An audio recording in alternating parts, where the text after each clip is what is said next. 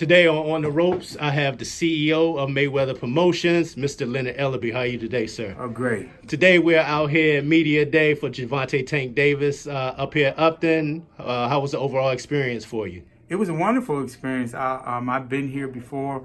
I was so excited that Tank could be able to host a private workout for his fans here in Baltimore and open it up to them. It's a great thing to be able to give back. Now, for people that don't know, you're from originally from Washington, D.C. Born and raised. As myself, talk about life growing up in D.C., a.k.a. Chocolate City. Life growing up in D.C., it was tough. We grew up in a 2-bedroom apartment on Benning Road. You know, lived there our whole life. Me and my brother slept in the same bed. You know,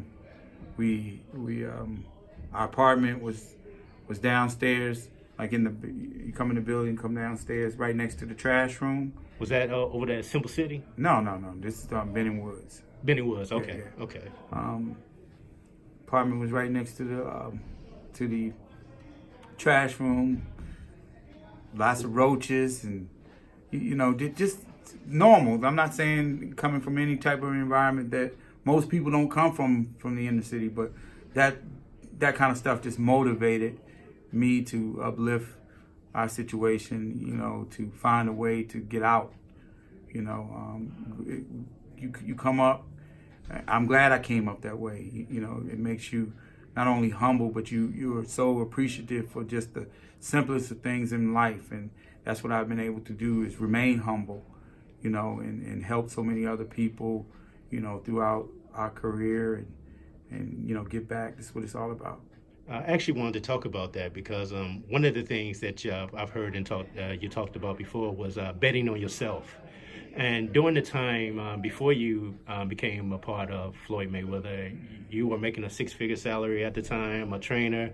What made you decide to bet on yourself and take that chance to go out to Las Vegas? I've been very close to the Mayweather family for a number of years, ever since I was a kid, the uncles, both Roger and Jeff. And so we maintained that connection. Opportunity came about, moved to Las Vegas. The rest is history. You know, people thought I was crazy, but I told them is that I believed. You know, I believed in Floyd, you know, from the beginning. You know, I stayed down. I grinded. We grinded together. You know, we built this empire. You know, we've had a tremendous run. We've broken a lot of records. He's been that dude. You know, he's been TBE, and he will always be TBE to me. He's the type of dude that he'll give you his last. You know, but I'm just blessed. Just blessed. I want to talk about the key to success is having good and smart people around you. Who do you feel gave you the best advice in life and business decisions?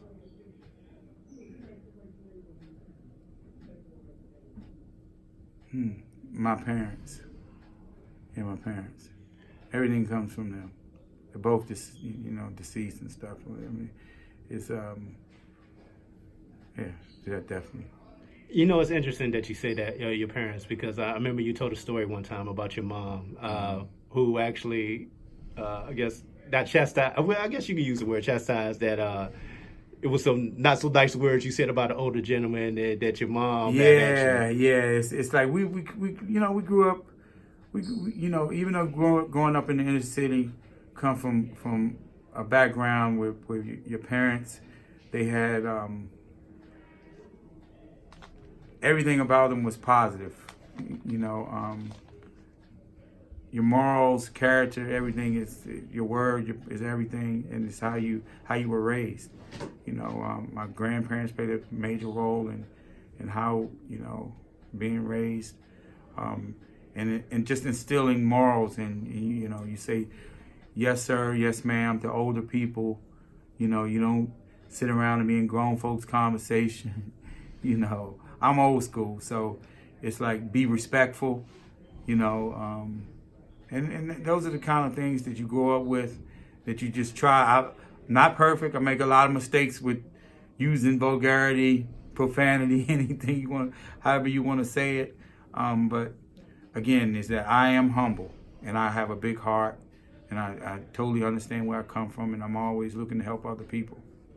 One of the things I wanted to talk about was, and I'm going to ask you this, how important is it to see people of color in positions of power in the sport of boxing? Oh, well, it's very important. I mean, when you look at it, it's not in boxing.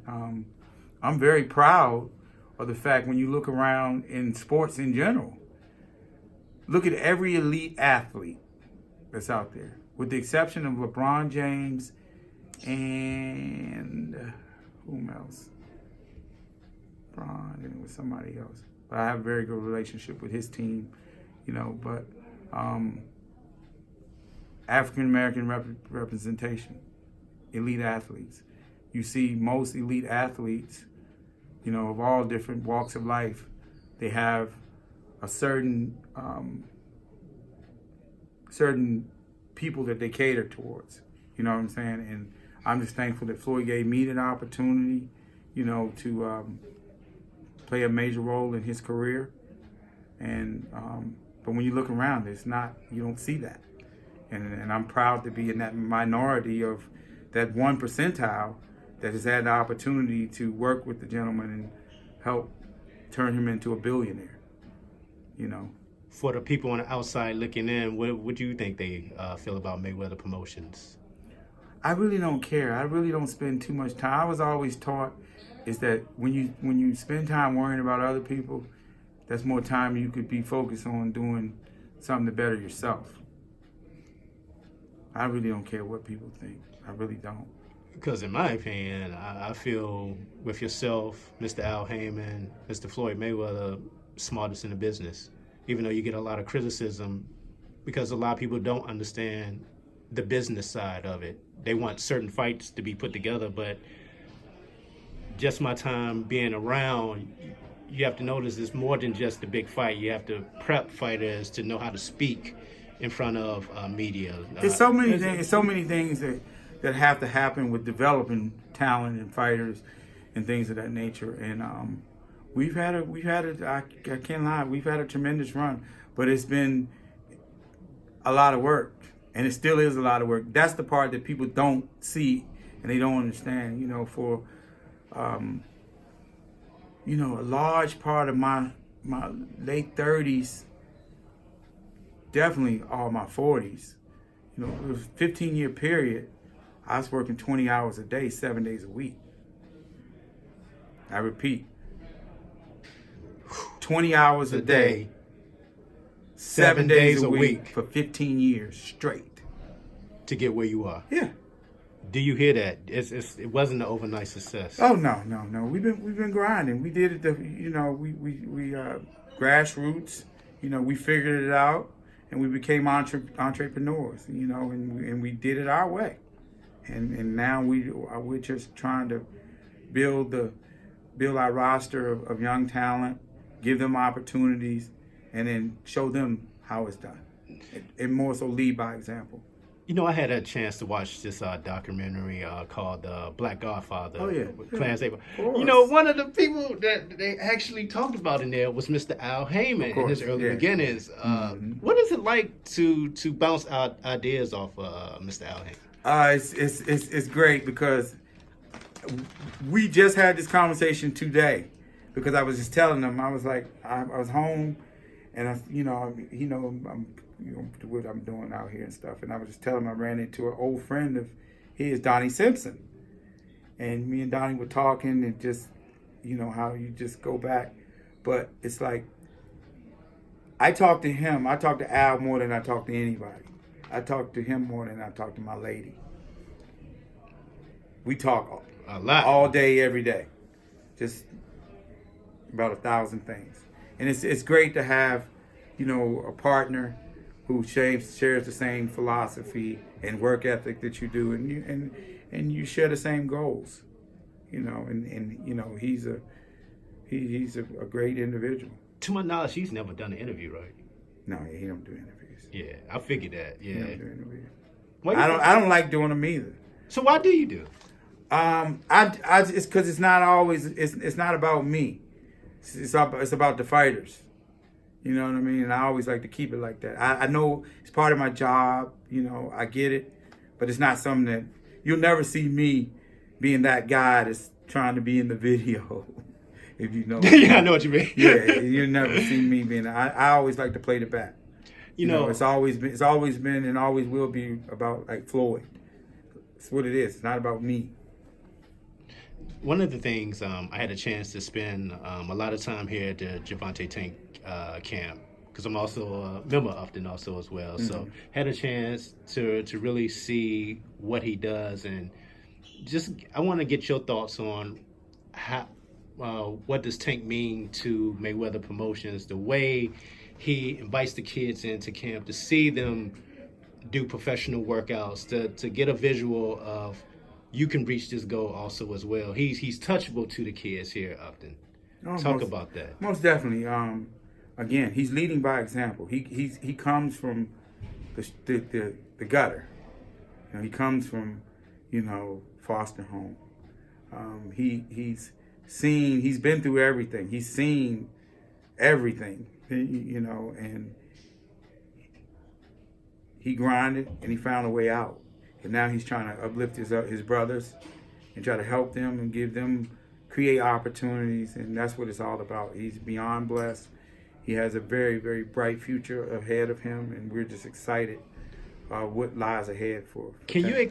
That's interesting, because I wanted you to expand on something that you said at the homecoming. You said he will be, if not the biggest star in boxing, correct? Yeah, no, he will be the biggest star. Yeah, I've said it. I'm on the record. You've always said that. Yeah, because I believe in him. Floyd believes in him.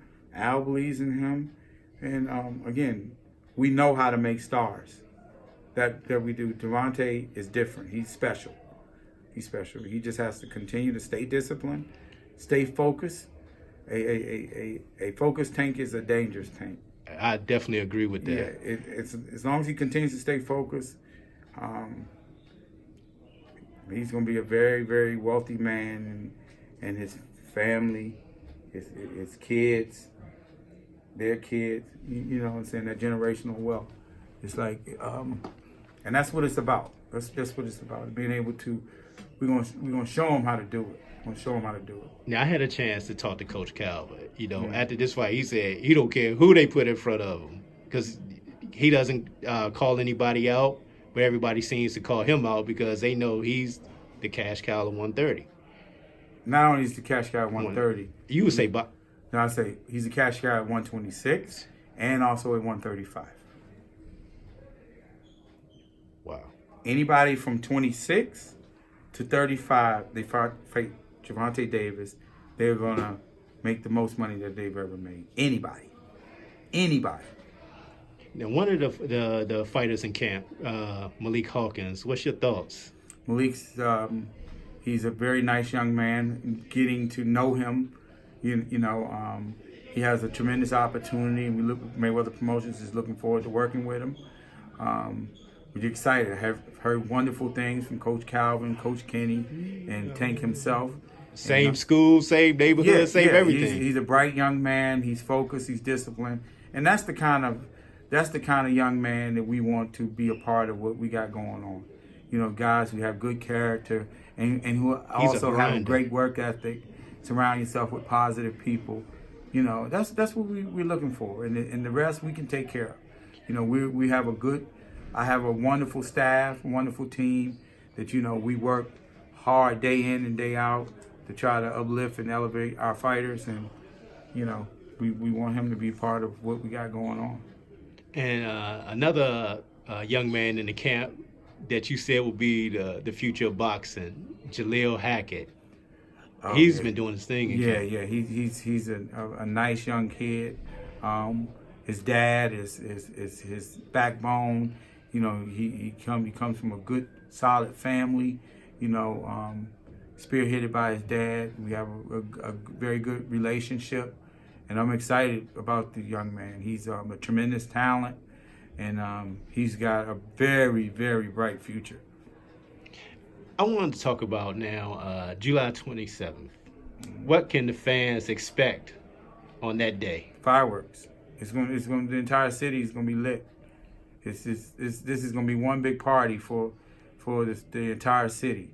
Everybody's coming out, and they can say, 15 years from now, they'll be bragging about, you from Baltimore? Oh, that's where Tank Davis is from.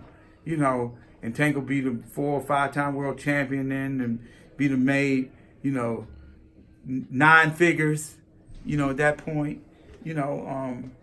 That's what it's all about. That's what it's all about. Again, what we're establishing is a great legacy for him, and we're excited again to bring this big event here to Baltimore, and this is going to be the first of several big events that our goal is to bring here. Now, I want to get your thoughts on Coach Calvin and Coach Kenny and what they're doing. I got a couple more minutes. Yeah. I only have 2 questions. Okay. Last 2 questions. I want to get your thoughts on Coach Calvin and Coach Kenny and what they're doing here at Upton. Because Man. it's possible that they could have a world champion in Tank, Lorenzo Trunk Simpson, and Malik Iceman Hawkins in the next 2 years. That's very possible. Again, I think the world of both of those gentlemen, and they'll both tell you that. I always speak very highly of them. I have a tremendous amount of respect. I love the commitment from both of them that they give these kids day in and day out. And also I want to include Lauren in that also too, for the tremendous job and the impact that he's had on Tank's career. But to have guys who with you day in and day out before you even had anything, you know what I mean? And who grinded with you. That's what it's all about, man. It's building your legacy, surrounding yourself with people who believe in you. And that's what he has in Coach Calvin and Coach Kenny. Coach Calvin and them have taken the kid into his own home, raised him, been a mentor. There's not only inside the gym, but outside the ring, and those are the things that always be instilled in the back of your mind. That these people got your best interests at heart. And that's what it's all about, the winning.